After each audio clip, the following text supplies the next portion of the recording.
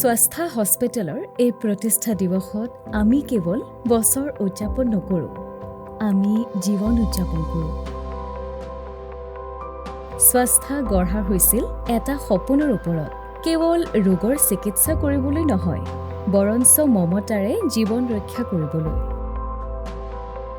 স্বাস্থ্য কেৱল চিকিৎসাৰ এক ঠাই নহয়, ই হৈছে সাহসৰ ঠাই, দ্বিতীয় সুযোগৰ ঠাই।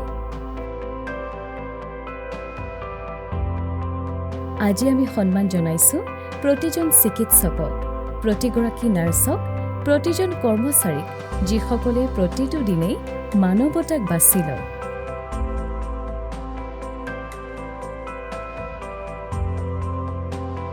শুভ প্ৰতিষ্ঠা দিৱস। স্বাস্থ্য হস্পিটেল যেন মানুহৰ আটাইতকৈ অন্ধকাৰ মুহূৰ্তত তেওঁলোকে বিচৰা পোহৰ হৈ চিৰকাল উজ্বলি থাকে।